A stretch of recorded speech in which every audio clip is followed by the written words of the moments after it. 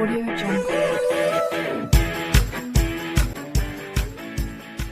Hello guys, welcome back to my channel. Ngasi mayang punna yingminagdoise quarantine dance kenoge director Binanda gi video ne FB da thengnabne si video jumdi YouTube ta di thengnadre ado video je kamai tawge habdo yengdre ado si je koi viral chatpa isai jingdo adugi isai dune sida tawduje ado full di yengdre ai mate am khatang yengamne kamai tawge habdo mayam punni yingnase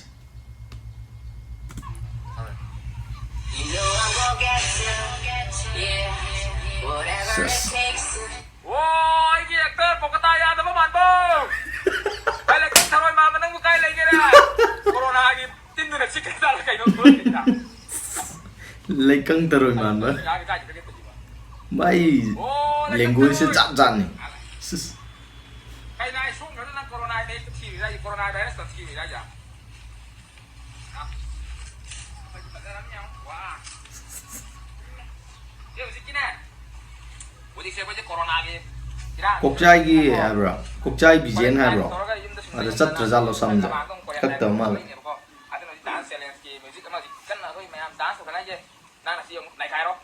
ini khallo nai dong mal ko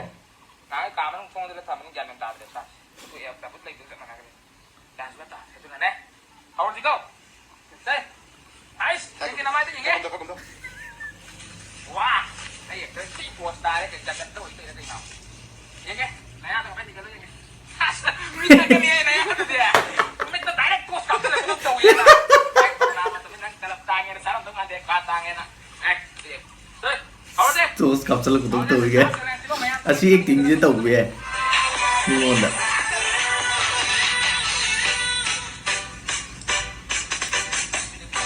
non da video mala si dan isai je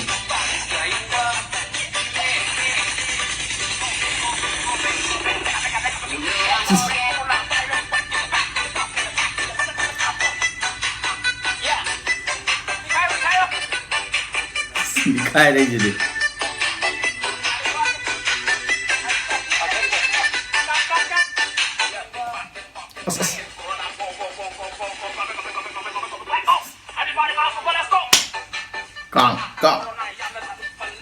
Kang kuat ni sini.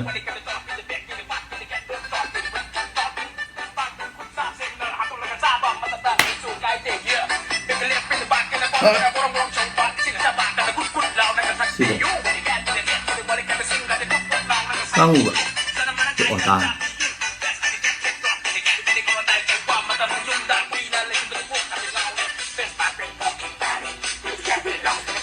Wow, gitu.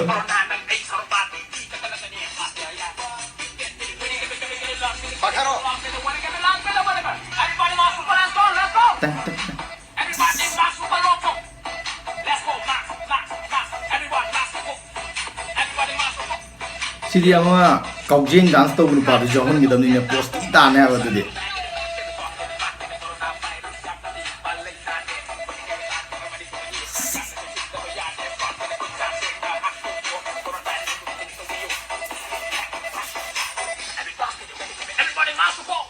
Maksud tu kan?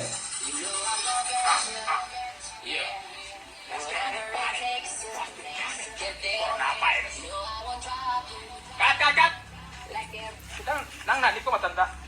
Corona gi ko ye delias dinang to kai. Ai na bi. Kitang na sana udak kitang keno to to. Apa mayai ma ni. Kitang to le ko. Wah, dan ni ko ji. Ko la yang kita tang lang ko ji da. Nang ai to ya ba. Te ta to. Ada ai ai to kai ko. Nang ku lai ni yao. Tôi xem mà lấy đó. Hello. Hey. Đây, last ni đây. Binanda gi free chidum post ai ne. Kapai man bi ye.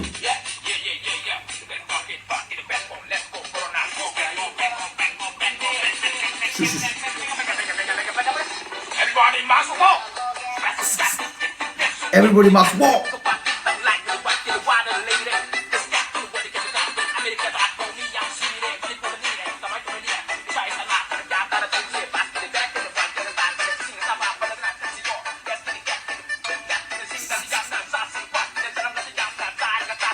Sige camera angle jim di pam. Sumana tawuze. Muin mo kuhan mo.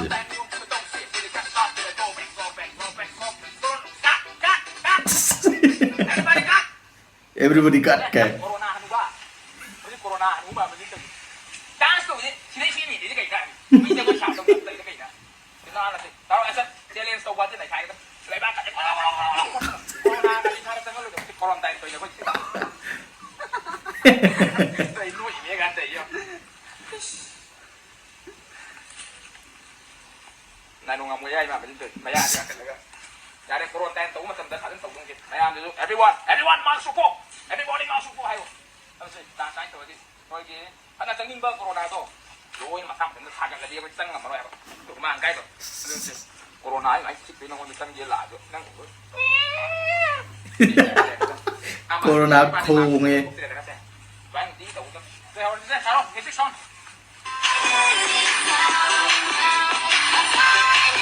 ไม่คิด director มันต่อไปเลย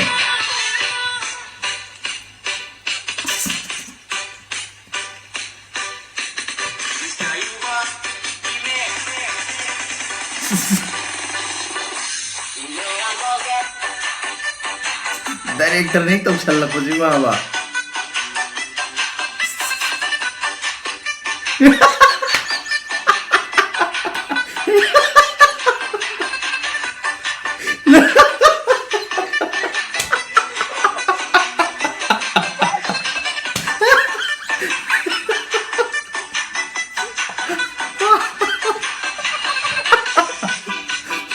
ये नहीं रे कहीं रोजी दे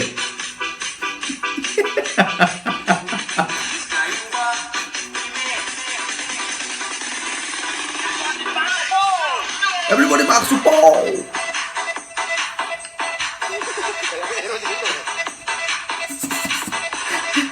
Live ta cái gì thì cảm nung ai đi chứ.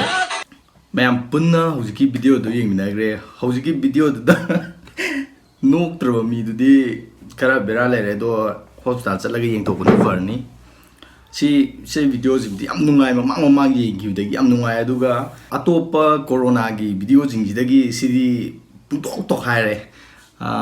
Story line kei yam khenna re si ga si just ma'am entertain tong na ba thola ko video ne do si video je kai do bagi YouTube ta lak tri no YouTube ta lak ta na theng na re si video je ado yam na nungai aina theng na dre si video je kai no YouTube ta ado si video je yam nungai hana da gi he na nungai subaina camera da punna mo yani ta ba je si ji ma ju si na ahan ba gi tap ta wai di aina mama de yeng kan da sumaina phajana mo ni ta min na je pak thing na de di machet da dumain to ne do sida di punna yaw re si gi ji mayam nungai mo ni punna yaw sima aduga plaster ka chatke to wi matang do aduna mo nungai hale sigumba mayam na tong na da ba acting khara hapa puje si ji ne hena nungai le sida hena nungai ba video atopa mayam puthoro matam khara video le pu ma le do thamoi de nungai to fawe edi koi director adagi cameraman adagi bro pic moi mayam gi kumhai je uraga yam nungai jai ba ado sida aina hena pilang da de koi kaujeng je dance to bom yaw do ka to bom yaw do adu dum tanga ya holma de adu mai ming doi gaw adu dum tanga ya holma di hena post ta ga ne ado matung da ju sidai hena nungai ba video pu thupiro ha je thamjage ado si video ji link ti ai ngon da laitre aduna moi channel gi link oina hapom ge da chang ga moi atopa video mayam yeng bio mayam na ju hena yeng amani hena ju khangna ba mi ngakni YouTube ta ado ngasi oina di matang swai da lo sinjari aduga ai channel ji da nong na changak pa organa subscribe to biramo video ji fajar gana like to biramo aduga kai to honingi have to su comment ibiramo sigi oina di matang swai da lo sinjari matang video da um thengnarsi bye